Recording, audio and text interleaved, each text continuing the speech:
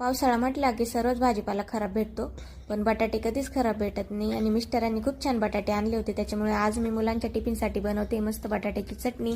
त्याच्यासाठी आता मस्त बारीक चिरलेला कांदा घेतलेला आहे, कोथिंबीर, लसूण घेतलेला आहे आणि हिरव्या मिरच्या पण घेतलेल्या आहे. कढईत तेल टाकलं 2 पळ्या, मोहरीची फोडणी दिली, लसूण बाकळ्या टाकल्या आणि हिरव्या मिरच्या टाकलेल्या आहे.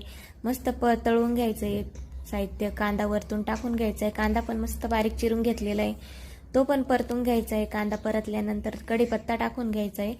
तर कढीपत्ता मी वरतूनच टाकून घेतला आहे.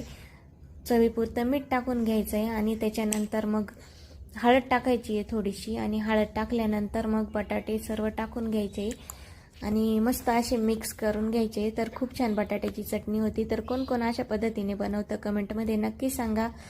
आणि जर नसेल बनवत तर एकदा नक्की बनवून बघा. तर रिधी सिद्धीला तर खूप आवडते बटाट्याची चटणी. नंतर मी टिफिन पॅक केले. बाय.